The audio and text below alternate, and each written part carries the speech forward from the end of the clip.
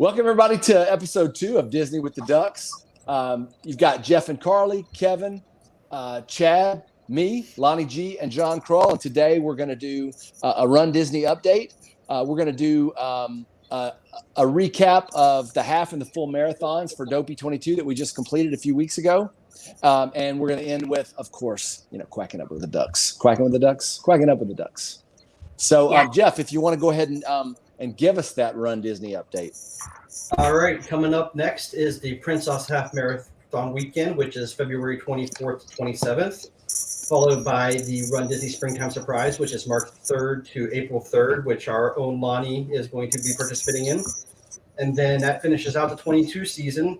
And then in the fall, we start the 22-23 race season with the Wine and Dine November 3 to 6 Marathon Weekend, January 4 to 8 of 2023. And if you're DVC people, make sure you got your rooms because you're inside your 11-month window now for that. And then we have Princess Weekend of 23 is February 23 to 26, and the Springtime Surprise of 13 to 16th of April. You're already calling it the Springtime Surprise again? Yep, it is. So no chance that Star Wars is coming back? Doesn't look like it. I think that's a dead in the water. Man, It's such a shame. Might as well lose this if Star Wars is not coming back. So, And if you're going to take your helmet off, you're no longer a Mandalorian, apparently. So, but you remember, Boba Fett is not a Mandalorian. We had the same conversation. we can debate that. We can debate that off screen. That'll be on the next episode. We will debate. Yeah, our Disney Plus episode. There we go.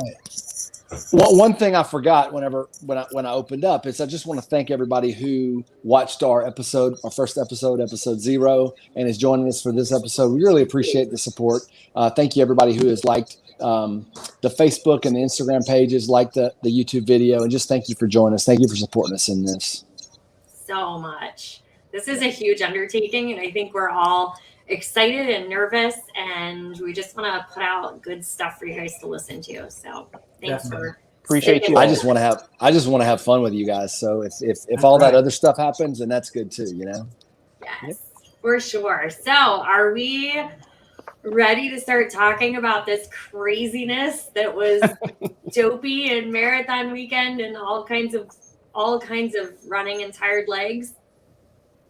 Yeah, let's do it. Yeah, I think we are. All right, so I think we're going to start with the half breakdown, right? Okay. Yeah. that's the next race up. So let's start talking arrival. I know all of us stayed in kind of different locations that had different transportation for the half. Now, I know with us, the half changed. You guys remember in the 5K, 10K, we were on buses coming from the Bay Lake Tower.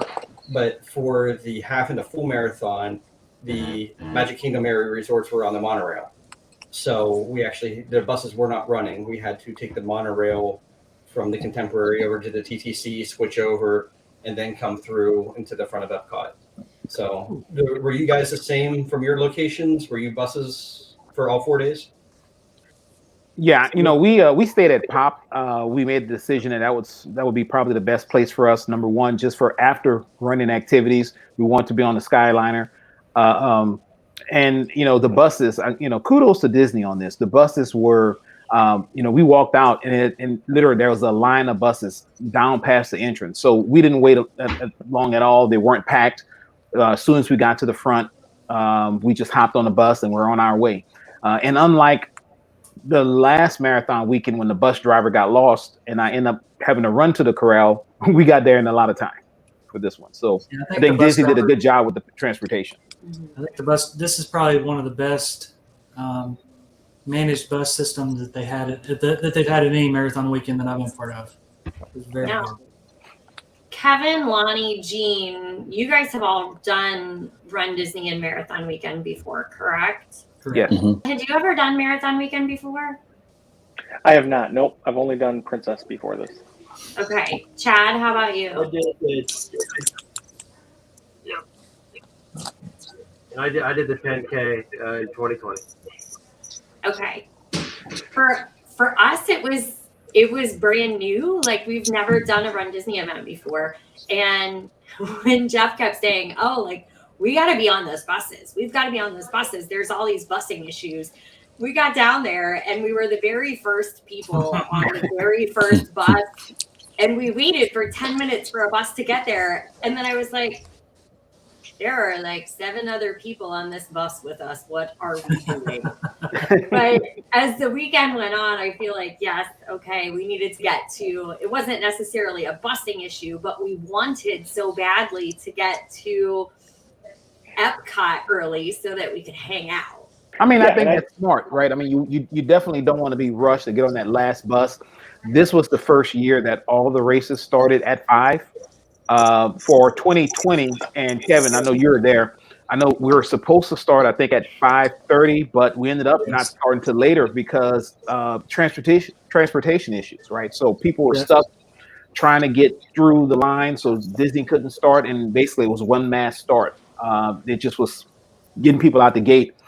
We call that the Great Hades event because it was hot as the sun on that pool. But I think this time, to Kevin's point, it was spot on with the transportation. This time, in 2020, the buses dropped off where they typically used to for the 5K and the 10K. This time they changed to the new, where you typically get dropped off at the bus drop off for Epcot for the parks. So that's changed. That was the first time they've done that I know of. And it a little bit longer walk, but I think it worked a lot better to get the buses out of the way of the course. Got them plenty of time to get out of the way so we could start and have plenty of room. So, yeah. So the arrival was pretty much dramatic free. There's no drama at all. So that worked pretty well. What did you guys think about corrals? I know we were all in 3. So we were pretty fortunate that we had a high corral for the 3rd and the 4th races of the days, knowing that the Balloon Ladies are going to be coming up behind us. But the corral walk was interesting. Yeah. So the corral walk, I'll add this as kind of a veteran tip of that you don't get with the 5 and 10K. You have much longer walk. I actually went in today, being an engineer that I am, I measured on the map actually how far we walked. I was in the 50s at Pop Century. So it was about a third of a mile to the bus, about a mile from the bus to the staging area, and then 1.2 to the corral. So by the time, before you even begin, you've already walked almost 2.5 miles. So it's pretty, 2.5 miles on your feet before doing 13.1. You have to be very careful. So, Kevin, you should have did another loop, and you could have got another 5K medal, probably, if you'd asked. Exactly. You got 2 medals. Another, if you want to give a tip, we stayed in the 800 building. Now, that's kind of far away from the lobby, but when you look at it on the map, but actually we were able to walk out of our building across the parking lot, and we're at the buses in under 5 minutes. Straight shot, really. So the first time we were good. We walked in the sidewalk and ran around. And I'm like, the second time I'm like, man, I see the bus right there. I'm going straight through the parking lot. So we just went to the parking lot, and it was all Lonnie's idea to go straight across the parking lot. Look, if I can eliminate some steps, I'm going to eliminate them, especially since we're running 13. And then, and look, I got to give it up to Gene, because for the full marathon, we got to the bus and he looked down, he says, man, I left my bib in the room. I was about to say that. I mean, we were close enough that I could go back to the room, and it wasn't, we didn't lose any time. The bus hadn't moved, probably so 2 more people had gotten on the bus. You got an extra 5K medal, Gene, because you ran back to the room and came back. Yeah.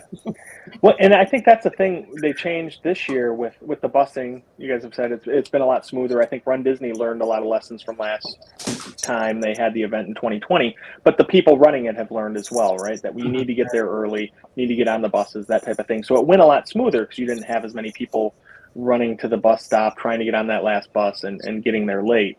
So I think that was a big thing. But yeah, Lonnie, I stayed probably close to you guys then, because I was in the 80s building as well. And it was great. I would stay there again for sure next race, because it was so easy. I've stayed at Pop for every marathon weekend, and the 80s and 90s buildings are absolutely the best as far as distance to the bus. So being in the 50s for the first time, it was a little bit longer walk, but and they're not preferred rooms. This is another good tip. So in the 80s, it's actually not preferred, so you get a better rate. And all the rooms are refurbished, right? So they're pretty good. So I recommend the 80s for it. We'll definitely do it again. And you go the back way to get to the Skyliner to get to Epcot and Hollywood Studios. Yeah, But and if you're you really haven't not been, far. I'm sorry. Go ahead. I was gonna say you're really not far from the food hall and everything else. No. right? Not at all. The It's right in food the court. middle. Yeah, it's a nice location there. That's a good tip because typically you would think, okay, preferred room, it's closer to, the main building and that's where you'd want to be. So I think that's awesome. And if you hadn't been in a while and you walk in the room and you just see one bed and you don't realize that there's a Murphy bed, I mean, that could cause some, funny stuff, whatever, however you want to look at it. I feel like there's a story there. We walked in. I hopped on the bed. I said, "This is my bed." Gene sent a picture to his wife. I'm not even gonna say what her response was. She was just like, "What?" I'm just like, No, what he said was, "Hey, look, I wanted to save some money, so I just got one bed. That's all right." And I was like, "Come on, bro, come on." And so he sat on the bed and he was patting the bed like this, and I sent a video of that to my wife, and she's like, "I've been since they remodeled them. I know there's a Murphy bed." So she wasn't that amused, but it's pretty funny. She's like, "I am not entertained."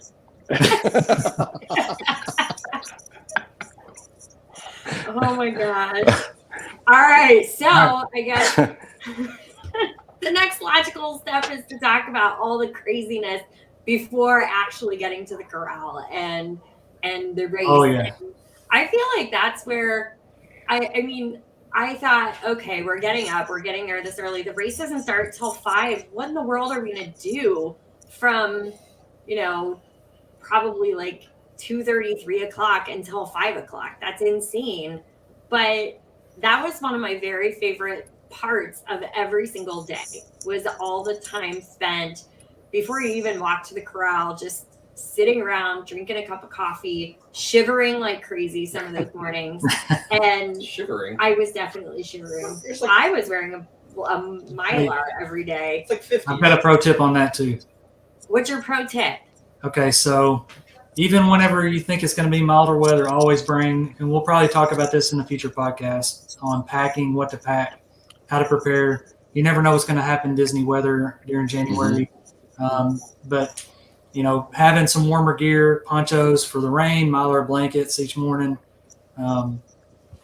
Just being prepared, having that there. That way you don't have to do what we saw as we were walking to the corrals one morning. A guy had a resort towel wrapped around, and I remember that. We don't have to commit larceny. My pro tip is that for the cold days, if you do the 5K, you can pick up plenty of clothes the rest of the week. That's correct. Right. For all the other races, because everybody just throws their stuff off to the side, so you have a whole wardrobe for your next 3 days of There races. you go. You're all good. That's right. Yeah, but that's a very good tip, Kevin. I mean, we've been fortunate enough. This was a great, the weather was perfect. Our first Dopey, I think Gene remember, man, it was freezing that first Dopey, and man, we were just. I was like, I don't think I warmed up until. It's fun. I think we started. It was maybe in the 20s or low 30s. 18-mile-an-hour wind too. Yeah, in 18, and it was in 2018, and it was freezing. And I think for the full, it was really nice, right? I mean, it was really cold when we started, but then by the time we got, the sun came up around 9 o'clock, it was a perfect running weather. But this one was kind of warm, and 2020 was warm. So I tell people, just come ready for anything. I didn't shed any clothes, any of those races. Like I brought throwaway clothes. I didn't throw anything. I mean, I wore it all the whole time. I was freezing the whole time. Really? He has thin skin. Does that come with age? Oh, see? Oh, okay. All right. See, that's the thin skin part right there. So you heard his feeling. Okay. All right. Okay. Now the gloves. It's gonna be like that. So, any other before race stuff that we want to talk about? I do think the one thing that's changed from anybody who's run races in previous years is the corral placement now. Mm-hmm. It no longer has the 2 hour and 20 minute or so half cutoff. It's now 2 hours for the cutoff, and then everyone else, sub 2 hours for your half marathon proof of time. So if you're out there trying to get a proof of time, make sure that that's what you're pushing towards if you want to get one of those earlier corrals. But I think, Carly, you mentioned it earlier. I think all of us were in S3, right? How did that happen? Yeah. So, I mean, when you're signing up, make sure you put in the time that you think you're going to run. But it seems like they're going off of that mostly, right? Everybody who put around a 5 hour or so time ended up in S3, and then they kind of backed up from there. I hope they don't go back and check, because I put 5 hours at all. Had no intention of it. I put it. I'm sorry, Disney. I lied. I had no intention. I put 1 minute. Like if the cutoff was 2 hours, I put 2 hours and 1 minute. I don't. I hope they don't go back and check. I don't know. Hey, it worked out for all of us, though. So it did. We got to meet each other, right? So it worked out. Yeah. So, what are some of the highlights we're thinking from the race itself? So we've got the arrival down, we got the corrals, we got our long walk in, we're in a half marathon, race takes off. What are some of the highlights we're looking at for this? I think they did a real good job with spacing out the starts. One thing I think you can tell is usually if you've been in those corrals a long time, you kind of hear John and them do a real good job of kind of pumping up the crowd, but it's usually the same thing over and over. We didn't have to hear that a lot, right? They had us going at maybe a 2 minute, 90-second clip or something like that. We were out and we were going. And I think they were very efficient with that.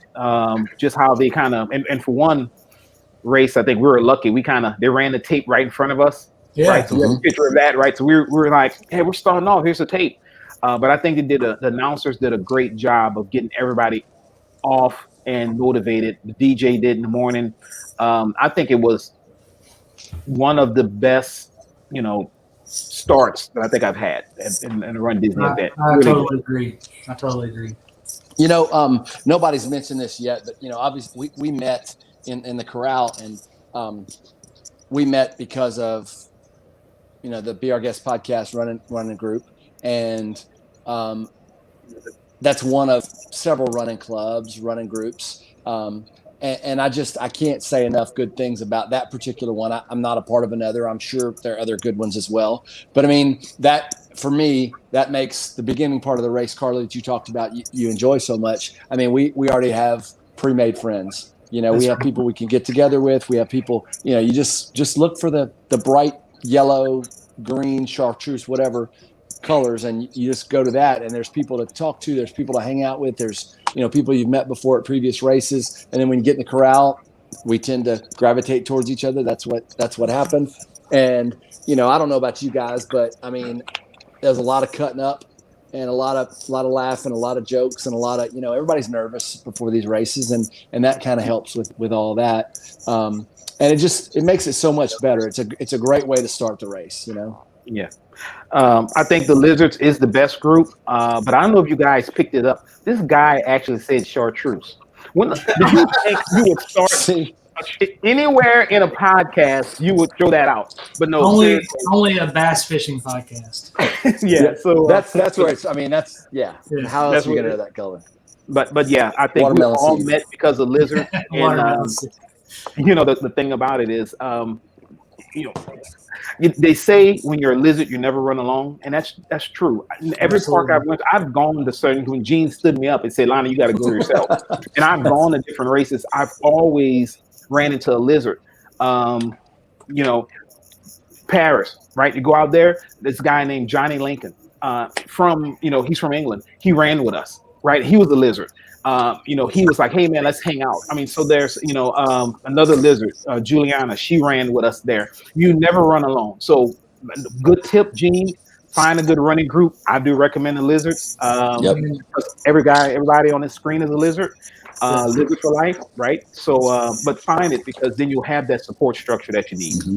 Well, and again, we talked about it in the 5K, 10K episode, how we all met up, but the half was, I never thought I would finish the half marathon. I actually never even intended, whenever I went down because of an injury, to even start the half.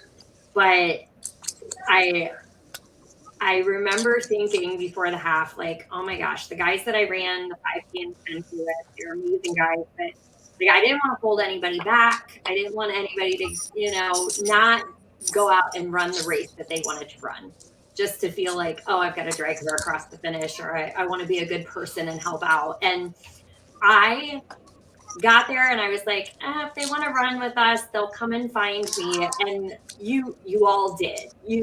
Before the race even started, everybody was like, hey, we're running together, right? Like, and it was, I'm typically a shy person, so it was weird for me to be like, yes, I want to run with people. But all of the miles, we had to sit down before this podcast and write out things, because I was like, I don't really remember any of what I saw, because I was so busy having conversations with Absolutely. each of you that was way more entertaining than, like, I mean, I remember I saw the castle. I remember running, under the toll booth sign. But other than that, I'm like, did we go through New Fantasyland? I think we did. I think I have a picture in front of Sebastian. I'm not sure, because I was way more focused on all of the fun conversations and what was going on with us as a group, which again, I think really plays into that. Have somebody to run with, because it's going to make those miles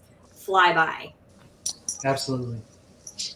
And this is the first time that I've ever done a Disney race completely solo. So for me, it was really hard to kind of go down and just let happen what's going to happen. Go meet up with everybody and start meeting people. That's very hard for me, but you guys made it so easy. And I wouldn't have changed a single thing. Loved every minute. And that's one of the great things I think about a running group in general, but specifically the Lizards, right, is we could do that. Like, I came down by myself too. I had never met anybody in this group other than Jeff and Carly previously. And I mean, it was so seamless running with you guys, and just the conversations and having somebody there to pull me along, right? And it was just such a great experience, because we had that kind of bond, I guess, before, even though we had never met. And that was the great part about it, and it made those miles really, really fly by. Yeah. So do you guys have some highlights, the things that just kind of stood out for you guys, and like these major things that happened in the race that makes it more memorable for you? The thing I was looking forward to was basically a Steakhouse 71 reservation. So I was like, we got to get to going so I can get this steakhouse. But no, seriously, it's just running with you guys, right? I had an injury right before the race, 2 injuries, and then I couldn't train as much because I had some personal stuff going on with my father and stuff like that. So I came to the race just saying, hey, I'm going to give it my best, but I may not get it done. But I think from having a conversation with you guys, it became less of running and more of just us getting to know each other. And by the time the race was over, I mean, you probably remember I was running around like a crazy person after mile 12, like running to different pictures, zigzagging across the course. So, it was being able to kind of work through that injury, because I remember telling Gene, I said, you know what, this is probably going to be a hard one for me because of my knee. But it didn't bother me at all. Loved the conversation. So I think the whole race, I was surprised at how we did, right? And then the fact that it was just so enjoyable. What about you, Kevin? What was your main highlight from the half marathon? Probably, going into it, I'm like Lonnie. I had COVID back in the fall. My training got completely derailed. I was so concerned about being able to even cross the finish line. So going into it, I just wanted to be able to push through it and do it. And then once I got with you guys, that was all the motivation I needed. I felt like there was nothing that could stop me. We fed off of each other's energy the entire race. And that's what pushed me through that. And just seeing some of our friends on the course cheering us on. I mean, there's nothing like, I know that everybody talks about going into Main Street and seeing the castle. I mean, the first time I did that, I'm not going to lie, it was tears, a little bit of tears. But This time it was right after the Contemporary, right around the TTC, going and seeing all the Lizards just there cheering. I mean, that was just such a big boost. I mean, one thing after another. And this time it was not as much about what Disney provided. It was about the people that I got to run with, and you guys carried me the whole way. Mm-hmm.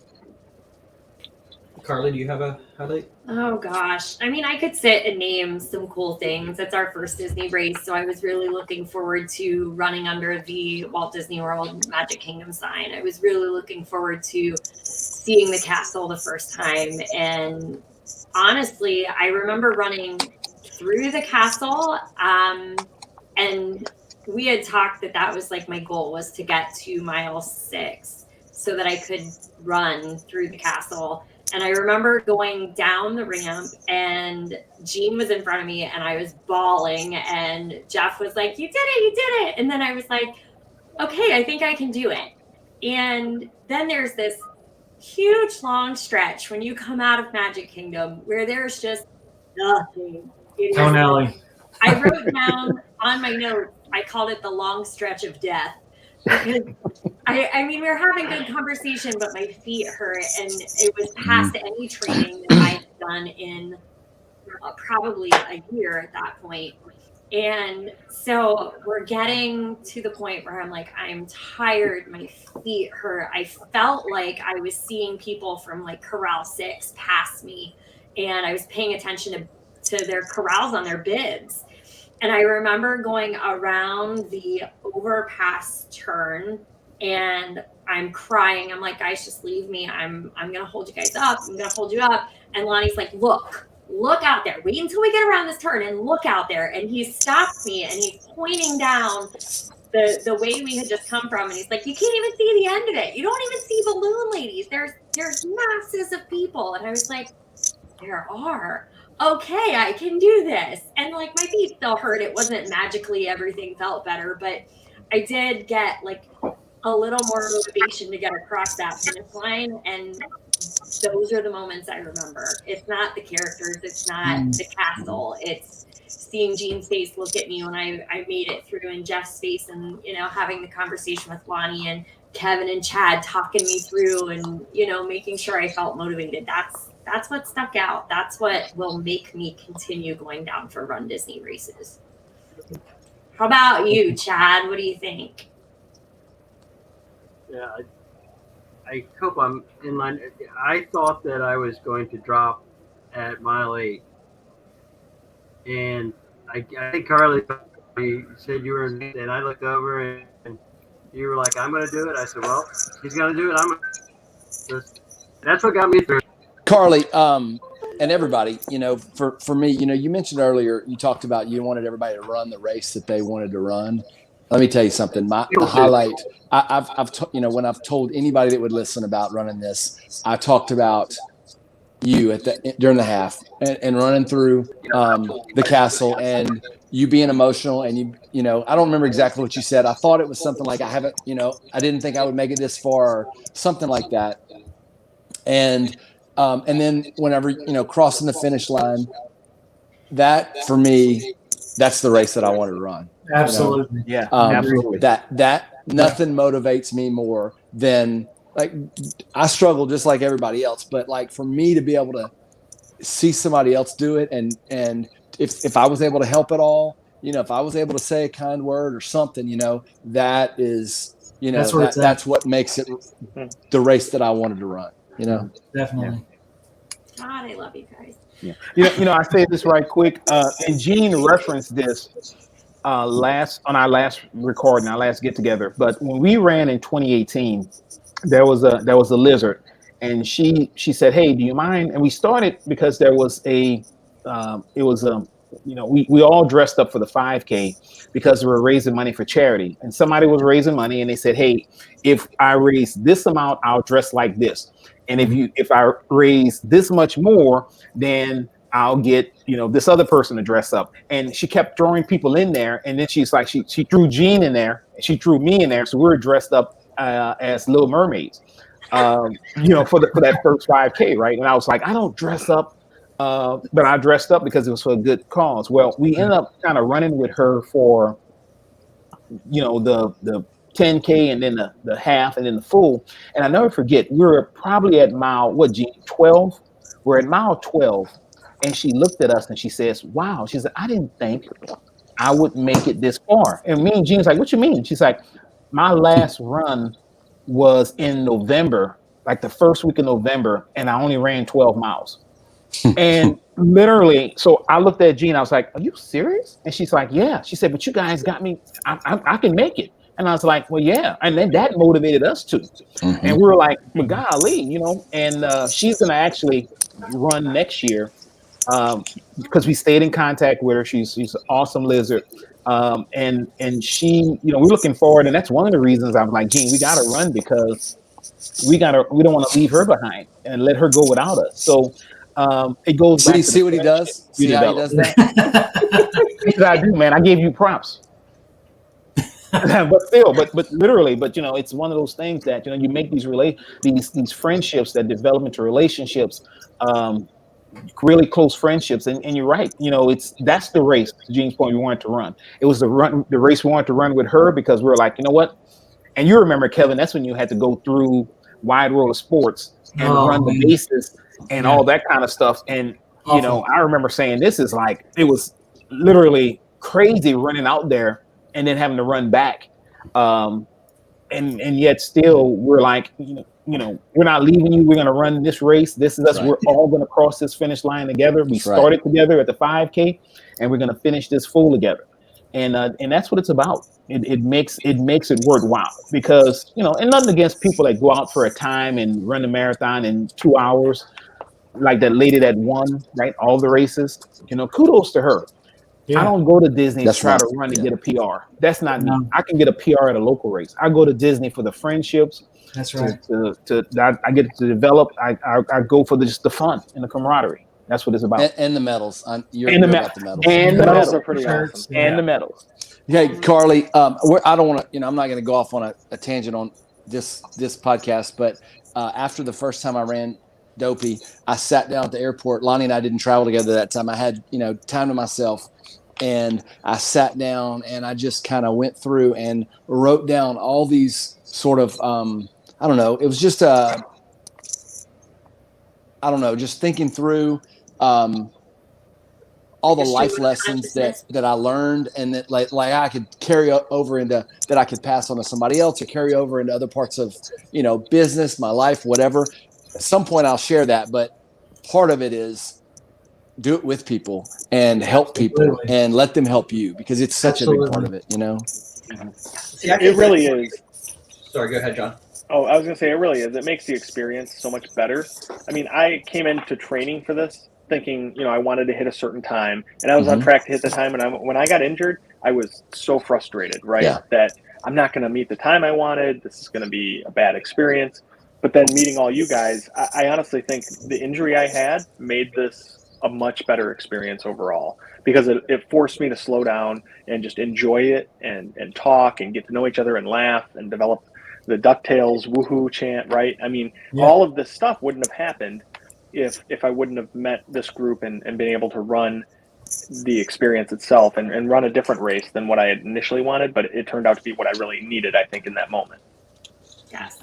Yeah. Well, I mean, we're already kind of talking about it, so let's go into the full. Yeah. Are we good with that? Yeah. Okay. I mean, I think the arrival and everything is probably about the same. I think it was pretty good. The transportation was all the same. The corrals.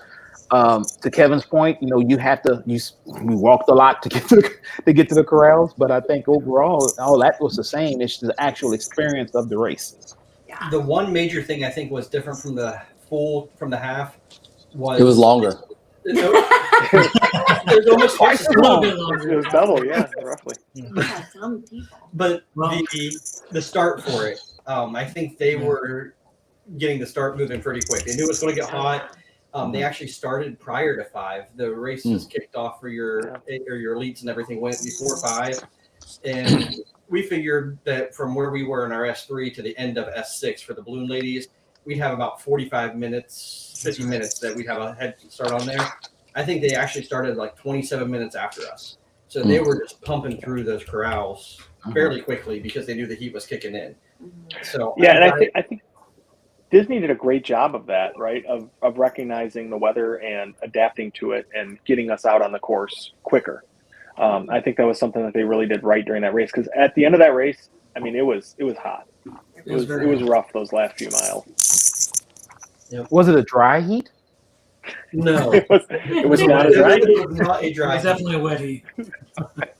All right, so I didn't run the full with you guys. I mean, I can attest that it was hot because I was waiting at the finish line for you, and I kind of tried to, navigate as a spectator for that one to see you guys on course, and it was hot. But walk me through, like, what were the standout moments of the full marathon? All right, I got one. All Okay, right. so I didn't mention this in the half, and I've mentioned it in the 5K and 10K, but one of the biggest things that I spent probably more time, and I think we all did as a group, looking for restrooms and trying to find restroom management is kind of a key. As I mentioned in the 5K, if you're going to run with a group, make sure you exchange your numbers, make sure you know where everybody's at. So if you get in a porta potty, then Carly can give you a call and see how you're doing. So in the 10K, we had probably 2 miles before we could find a porta potty. Sometimes you have to go find a place in the woods. I will say, pro tip on that is make sure that you're not going uphill, and that you look out for gators and snakes. So. And don't be the slowest one in your group, because if you see the gator or snake, you just got to be faster than the person that's That's beside right. you. That's right. We just talked about all this love that we have for one another, and now you're like, throw him to the gators. I'm sorry, Jeff. I'll go get help.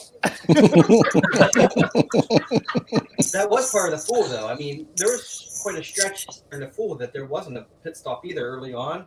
And I said, hey, guys, I'll catch up. And that finally got to a point where I had to find the tree line. And you guys go, we'll just follow you instead. And I looked over. There's a string of yellow people, 7 of us deep, that are finding using the tree line. The tree line? Yeah, using nature's porta potty. Right?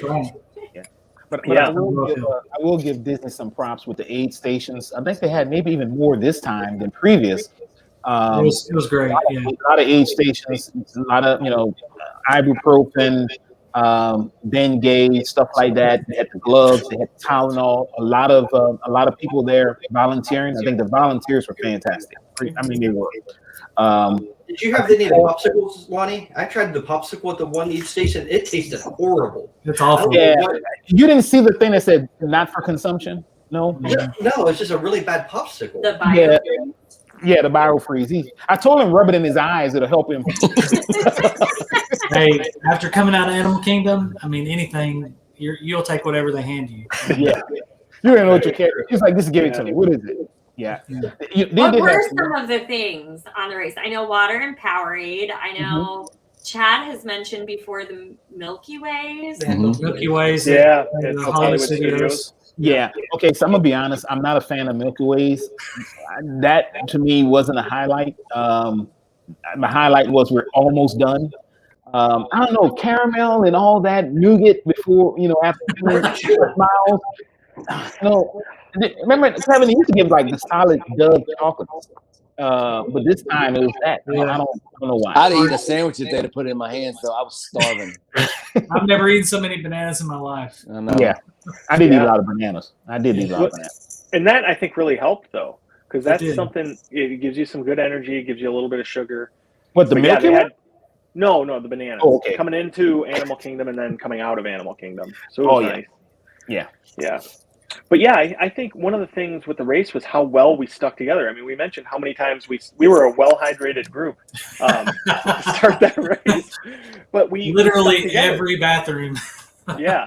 And if one guy had to stop, everybody either used that stop as well or waited for the folks to get out, and then we stuck together and kept going. So I think that was one thing awesome about our group. 7 hours of staying together and supporting each other. So that was really, I think, impressive of how well we were able to do that. Mm-hmm. I agree, John. So yeah, I think I didn't have to use the restroom, but I just stopped because you guys stopped. So yeah, no, I think that was one of the big things was, and obviously we all were a bunch of middle-aged folks out there with injuries. So biofreeze and tape is really what held us together. So we definitely took advantage of all those aid stations as well.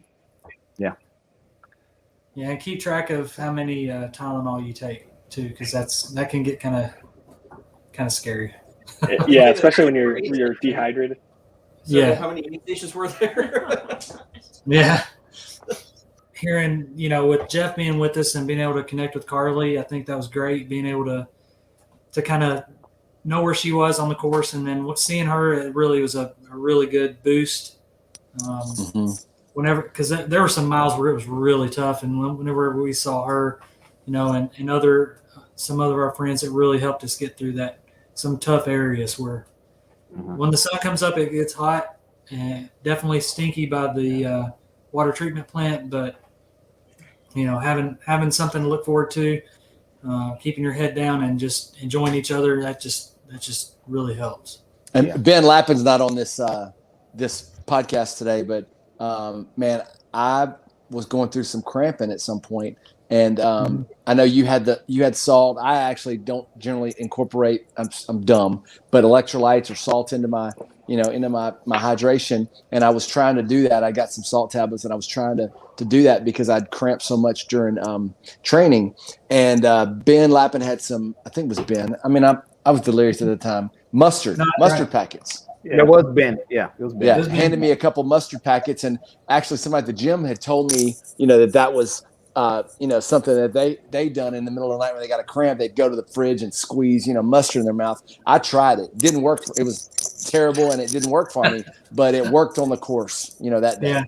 I think one of the things too, you mentioned like Ben having the mustard, right? I think that was something that was really good throughout the race was whenever one of us was having an issue, the others could help support them, Yep, right? That's right. Whether it's encouraging words or slowing down or speeding up or whatever it was, we were able to adjust the group to make sure everybody kept moving forward, which I thought was really, really awesome. Yeah, I know my experience for the full was a little different probably than some of you guys have done it before. Through the half, I knew I was okay. I knew I'm trained up. I can get through the first 3 races. The mornings and the time on my feet affected me a lot more than I thought it would just throughout the course of the whole week heading into this. And by the time I got to Sunday morning, I was pretty sure that I wasn't going to finish these. And I know going through, heading into Animal Kingdom, I've seen all these people coming out, and I was like, okay, as long as I'm coming out of Animal Kingdom and I see people still going in, I'm fine. I know that's a big enough loop that I'm okay. And we came out Animal Kingdom. I was might have been a little delirious. It's kind of that was a rough patch for me there for a while. Oh, it was hot. It was really hot. See, I don't even know. Y'all keep mentioning Animal Kingdom. It's such a blur. I mean, I guess I was that delirious that I don't even know what y'all are talking about. Right. The only thing I saw going into Animal Kingdom at that point, though, was the people in the trucks picking up all the road cones. Yeah. And there's just and there's a bus sitting right at the corner. It's like, I remember that bus has water, that bus has air conditioning, and I can sit down. But and then that's where the group pulls you through. So Ben doubled back and he said, all right, let's keep going. And, just kind of the group keeps moving. But that was the rough patch for me with that. I mean, John, I know you had rough patch with your legs at some point. Kevin looked like he was flawless. I'm not sure. Him and Chad and Ben looked like no pain at all at any point in the race. I know Gene had some cramping issues. Lonnie had some knee issues. So at some point in the race, we all struggled. Yeah. But the group kept moving forward. It helps to have somebody else to focus on. Right? Yeah. Focus on each other. It takes it all the way.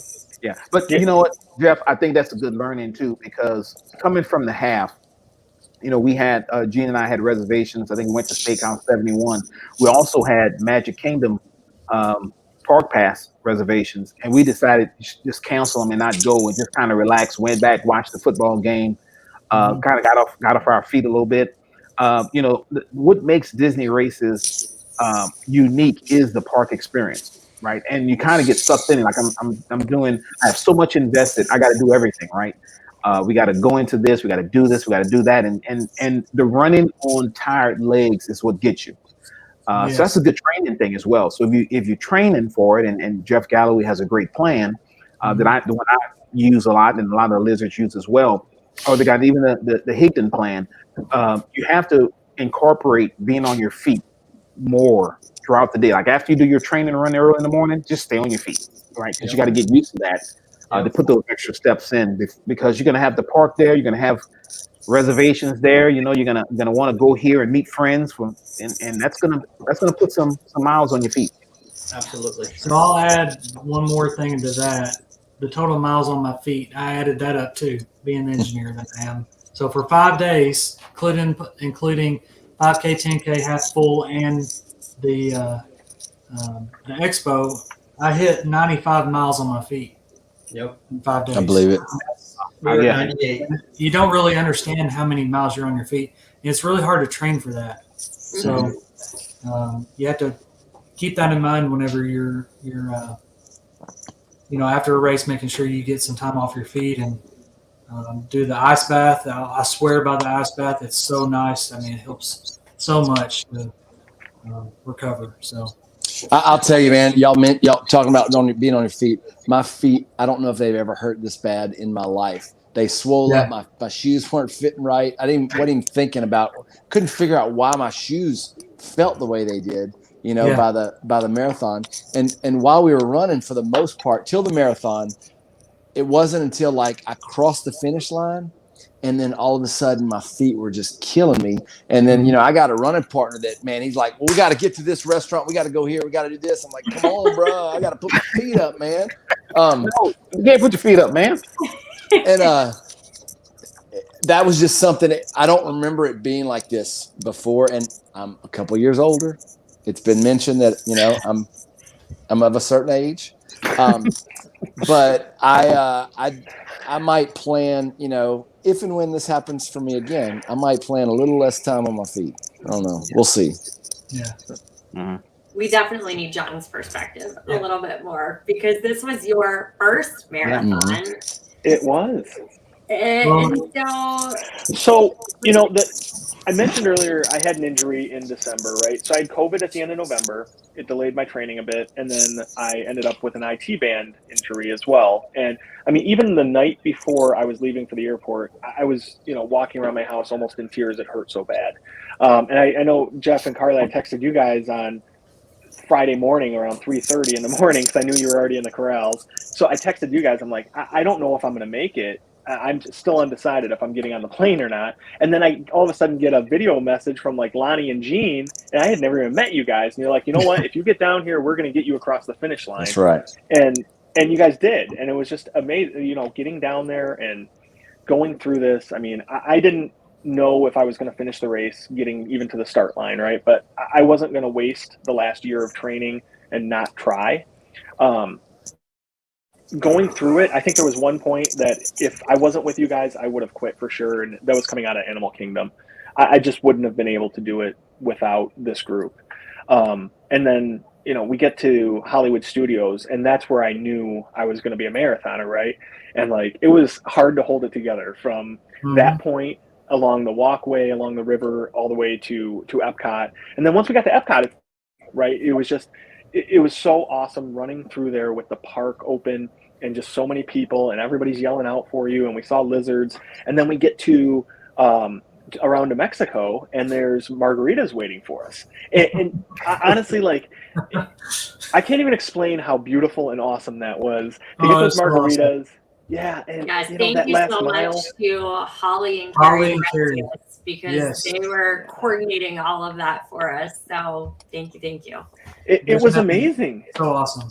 Yes. And to finish the rest of that race, I mean, we didn't do a whole lot of running that last half mile or so, but to hold a margarita and get through there, and then, God, just coming in the finishing chute with you guys, and we did the flying V, and I think the pictures are just amazing. And I texted my wife right after. I'm like, I haven't seen my finisher picture yet, but I'm 100% sure I'm hugging someone, spilling margarita on somebody, and just crying, because that's, as soon as we crossed the finish line, I think I just started, hugging everybody and crying, and I'm with drinks and everything. It was one of the best moments of my life. I mean, I never thought I would be able to do that, and then to have you guys kind of pull me through 26.2 miles of just pure awesomeness, it was a great experience. I was so happy to be at the finish line because originally I had planned to be with Holly and Carrie in Epcot, and then I thought I want to watch you guys go across the finish line together. Like, yes, seeing you in Epcot would have been great, but seeing that last moment, I know Jeff always struggles after because he wants to sit down, and that's like the worst idea ever. So I knew I wanted to be there, and watching you guys come in the Flying V, and then I mean, there's from crossing the finish line, they walk you through what seems like this forever long path. You get your medal, and then you get your ears, and then you get the rest of your, goofy and dopey medals and all that, and then The food and everything else. But the entire time, you guys are just like talking to each other, and there was still excitement all the way through all of that, and it was fun to watch. Yeah, it was amazing. I mean, once you cross that finish line, just the relief and the excitement and everything else, and then like you said, you get your ears, you get your medal. We start going and taking our finisher pictures and stuff. That was cool. And I love that. It was the best. And the fact that we all were able to get a finisher picture together. That was awesome. It was great. That means so much more to me than the single one. Absolutely. Yep. So as we start to wind down the marathon recap here, it's an emotional experience. It's not just a marathon, but you finish a marathon that day. The rest of us did dopey over the last 3 days. What are some of your lasting emotional things that you can take away from this? So, I mean, we talked at length about the struggles and the issues and everything we had on course, the training that sucked. Why don't you go, Kevin? So mine was when I crossed the finish line with John. That was like the highlight of my entire week. To see the look in your face, John, and to remember what it was like the first time I crossed the finish line for the marathon. I mean, it meant the world to me to see that and to help you guys through that. And then the same thing with Chad. I mean, Chad, that was his first one too. I mean, there's just nothing that can replace that. I mean, this was my third dopey, my fourth marathon. This was my favorite marathon. I mean, by far, running with you guys. I mean, just being there and being there with someone that can do it, and then you push them through it, and then you see the excitement in their face. It's just priceless.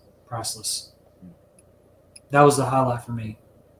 Like you, Kevin, this was my third dopey. My first one, I ran with Jean and with our friend who's a lizard. I need to get her permission to use her name so we can say who she is. But my second dopey, I ran it by myself. I ran by myself up to mile 17. They go 17 or 18. And Chris Lively and Alex and Ray and everybody ran up on me at mile 17 when I was at my lowest, right? This one, it was literally like the wall, the surface of the sun. People talk about a wall at a marathon. I've never experienced the wall, but at mile 17, I remember Gene texted because he was supposed to come, but he couldn't come, and he texted me and asked me, how I was doing. And I was like, dude, it's brutal. I said, it is just that bad. And then right when I thought I couldn't make it anymore, Chris ran up on me, and that group with Alex and everybody, and we, just like, hey, we're gonna finish this together, right? And they got me through. And so for this one, it was real special. Number one, I had Gene with me, had you guys with me, meeting John, Jeff, Kevin, Chad. I mean, Ben. We stayed together the whole time, right? And it's funny. The highlight for me was in the marathon. I never had a chance to really thank Chris Lively. And when we were running, we were just so happy. Remember, we kept coming back and forth, like crossing different lizard groups, and we crossed one with Chris. And I had opportunity to say, Chris, man, I never really officially thanked you for helping me get through 2020. I said, man, if it wasn't for you guys, I probably wasn't for you, wasn't for Alex, wasn't for Elaine, all of them, I probably wouldn't have made it. And he says, man, you don't have to thank me. That's what we do. I mean, literally, that's what and it was just, I was like, you're right, but I still got to thank you for it. And then we, kind of shook hands, and he kept running, and we kept passing back and forth.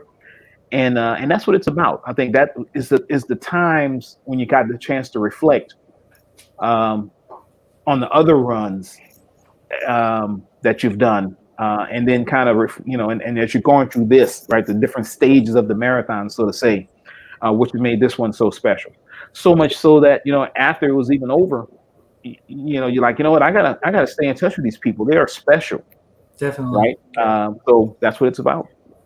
And I think from my standpoint, yeah, I kind of walked through some of the emotions I felt towards the end there, but I went into this race saying this training was grueling. I'm never doing this again, right? I just one and done. I want to be able to say I'm a marathoner and not do it again. I think before this race was even over, I was thinking of ways I'm going to convince my wife to let me come down again in a year or two, and that I think is a testament to just this group and how fun it was. Like, I definitely want to do this again, but I don't want to do it anywhere other than Disney because it was such an amazing experience. If I go out by myself and try to run a marathon, I'm not going to get any joy out of that. I'm not going to have fun. It's going to be terrible, and I'm going to hate myself the whole time for agreeing to sign up to it. But the Disney race is so much more than that, and just so much more community. And even through the training, I mean, we have the group that we've talked about a lot, the Lizards, that was there to support each other. And when you have a crappy training run and you go out there and say, you know what, guys, it just really stunk today, and I don't know that I can do this. You have 20 people that are going to text you, call you, whatever, and say, you know what, you can do this. You're doing great. You're on track. Just keep going.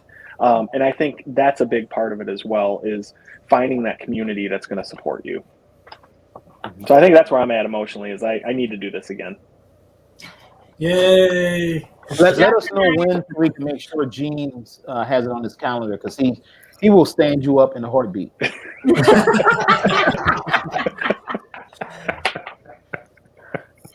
Go ahead, Gene. Tell us what you think. So I will make this brief and concise. You like that, Lonnie? Any other thesaurus words? No. Yeah, for me, for really anything, my work, anything I do, it's about people, and that's what I take away from this. It's the connections that I made to be able to do this again with Lonnie. Lonnie's, man, he is like a brother to me. There's nobody. I love that dude. There's nobody better, and to be able to do this with him, awesome experience. But then to be able to meet all you and have these relationships and be able to move forward with this podcast is amazing. Do you know how awesome this is? This is something I've wanted to do for forever. And I'm like, y'all are all experts in different areas of Disney, and I don't know anything. And I'm just happy to be a part of it. And so just so many great things that have come from this, accomplishing it. I was like everybody else. I was undertrained, injuries, COVID. Like, I was able to leave my house the day I left to go to Disney, and so like all of you, dealing with all these things, and you put all those things together. It's just such a great experience to be able to do this, do it again. Was kind of worried that I wasn't going to be able to, and here we are. Yes. How about you? I know, just heading down into this weekend, the whole 4 days or 5 days of this, we didn't know what to really expect. We knew from her standpoint of whether or not what races she could run. She always said that she didn't want to hold me back with things, and my whole time was, I don't care how we do, it's the experience. I want to do it together. Mm-hmm. And I know we didn't get the whole experience together, but we got a lot more than we thought we could. And I figured it would just be the two of us on course. I really thought, yeah, we'd go down, we'd meet the other group. We knew some people a little bit from there, but not a whole lot of people very well. So we just kind of be on our own doing things. I don't think we were on our own hardly at all. After meeting up at the 5K corrals, everything just kind of went. And when we were on our own, I was like, I wonder where everybody else is. Can we find them? Where are they? So it just kind of worked out and just pulling me through. I mean, like I said before, I definitely would have tapped out several times in the full marathon. And I can see me doing it again. I don't know when, but I'm sure that at some point we'll be down there doing this again.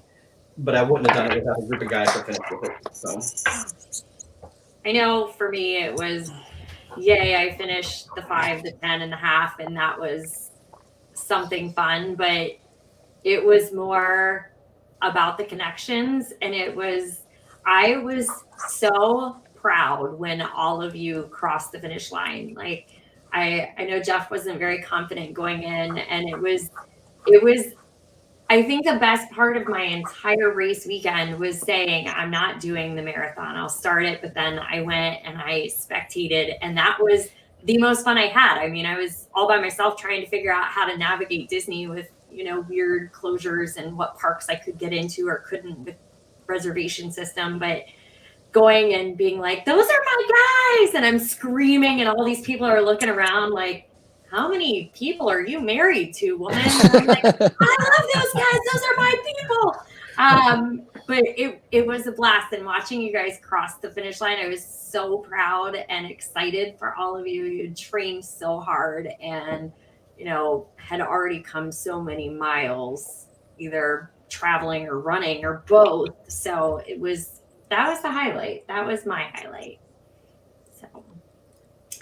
All right, we cannot finish a podcast without quacking up with the ducks segment. So I hope all of you have your jokes ready to go. I know I'm not a dad joke girl, but I do have the joke that I always pick on my students with ready to go. So are you ready for it? All right. What do you call an alligator in a vest? An investigator. That's terrible. Kevin, you going first? All right. I hated facial hair, but then it grew on me. John, you're up. All right. What language do oranges speak? I don't know. Mandarin. It's appropriate because the Olympics start. That one was funny. All right, Lonnie, what you got? How do you make a Kleenex dance? I don't know. You put a little boogie in it. I saw John and Kevin both ready to jump on that. They were. Oh yeah, I love it. That's a favorite around our house. Oh yeah, that's a great one. All right, Jeff. So the other day we were cleaning the house, and Carly goes, "Did you see the dog bowl?" I was like, "I didn't know you could do it." Nice. Gene? Yeah, I told you I was doing some student stuff this weekend. We just had an event, and I noticed that all the teenage girls were in like these odd number groups, and I was just wondering why is that? And then it occurred to me they can't even.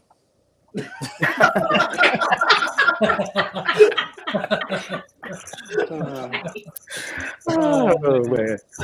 Oh goodness. Well, we know our jokes haven't improved since last time, so we'll keep up on that. Who wants to end our show for us this time? I can wrap us out. All right. For everybody who's made it through this far, thank you. You are saints. We had some technical difficulties and things, a little bit of in and outs, and we lost Chad here a while ago. But on behalf of me and Carly and Kevin, Lonnie, Gene, Chad, and John, we appreciate the support that you've given us as we start to find our way through this and continue to try to provide you entertaining content. If you could just take a minute and subscribe to our YouTube channel, as well as follow us on your podcatcher of choice. Leave us reviews. We appreciate those, and we do read them all. Follow our Facebook page, which is Disney with the Ducks, as well as our Instagram of @Disney with the Ducks. So.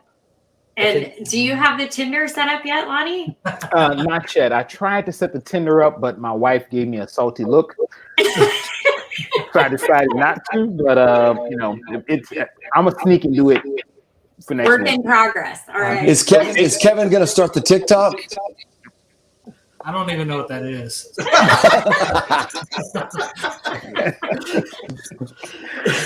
Don't worry, Dating with the Ducks will be active next week. Nice. Sounds great. All right, guys. Thank you so much for listening. Bye. See you guys. Bye, everybody. Bye. Bye, everybody.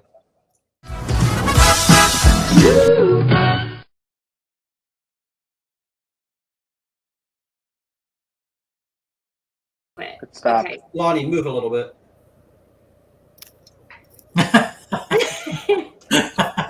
All right. Gene, I think I froze you now. No, that was just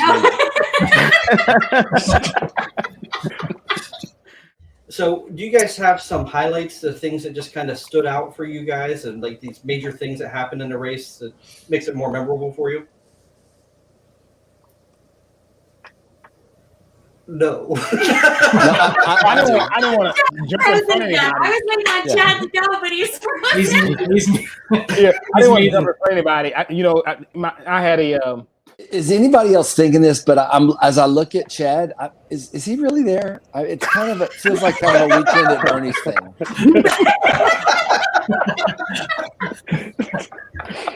He's just got Chad. a cardboard cutout. He's like, I I don't know. know these guys, but I don't want to hurt their feelings. Photoshop them in. I can't see if he blinked, but if you're all right, Chad, if you're not all Yeah, I right, don't know. cough twice. Chad, your safe word is pickle. Let us know. We'll come get you, man. Hey, You on mute, Gene. Mute. He's not muted. Let's Not- see. Yeah, I can't hear him. Can't hear you.